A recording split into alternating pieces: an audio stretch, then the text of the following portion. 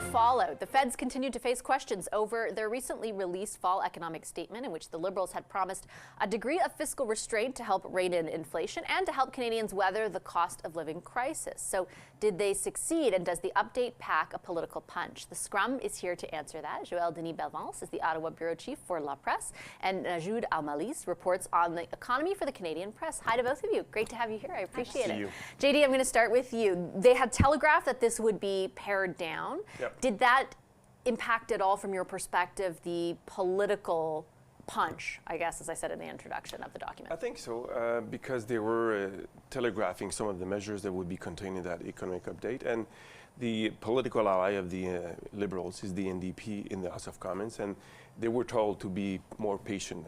I guess more will be coming down in the federal budget probably next spring. But I would see this economic statement, because it is a real traditional economic statement, it's not a mini budget, as a turning point, I think, in the political discussions about the need to restrain spending. Because for the first time next year, we'll be spending more on interest rate payments than on transfer payments to the provinces. And that, I think, sends a clear signals to Canadians that it's time to worry about the management of the federal purse in Ottawa, which was not, I think, as big a concern in the past. I think now this marks a turning point, because interest payments are beginning to be a big problem. In fact, will be the biggest item in the budget as of now. That's a really interesting point. I think it's kind of, the restraint aspect of all this was the substance of the majority of my interview with the finance minister today, Nojoud. Do you think that politically it matters to this government to appear restrained, especially in contrast to what they've been in previous, as JD points out, in previous either economic statements or budgets? Well, I think they clearly think that. I mean, if you look at right now, inflation being high still, interest rates still high, those are really the biggest problems for this government right now.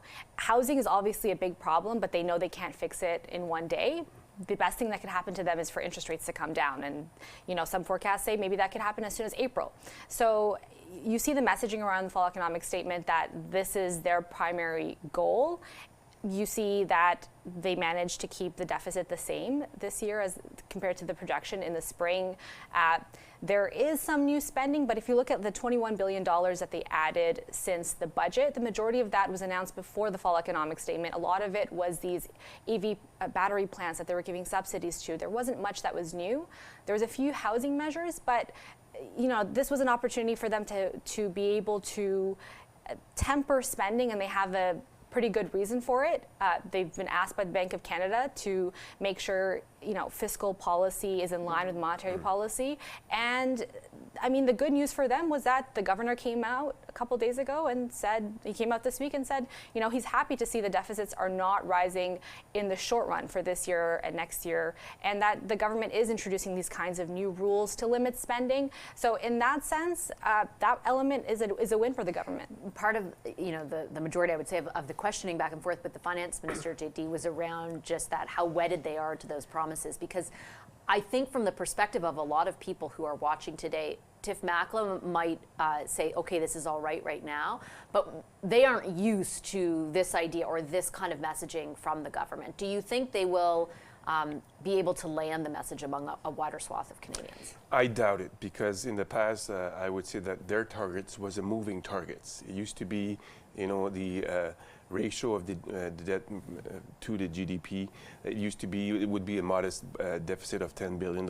It was, put aside for more spending. Yes, COVID happened, and that's an undeniable burden on the federal purse. But since then, they've announced spending, very much a lot of spending, that brings up, questions about their seriousness about reaching any targets. And those criticisms don't come only from hardcore conservatives. They also come from blue liberals. I would name a person, Robert Asselin, who used to be the advisor of Finance Minister Bill Morneau. He's now with the Le Conseil canadien des affaires. Business Council of Canada, yeah. In English. And he is one of more critical person that I've seen slamming the government for spending too much and not putting out policies that will stimulate growth. And so I listen a lot to what he says because he used to be inside the government and he's not outside the government, and has a very interesting criticism to explore. Traditionally, though, they've broken their promise on, let's say, years and years ago, modest budgets, Nojoud,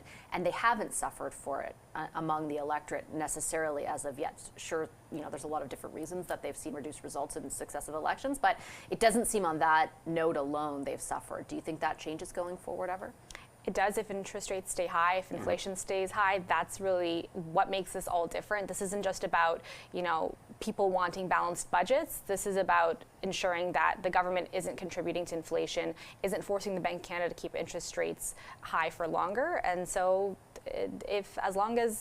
I think things change a lot once we start seeing rate cuts, and it'll be a different conversation in terms of the challenges the government faces. Whenever that is. Whenever that is. I'll leave it there. Thank you so much, Nojoud Mallees and JD Bellavance.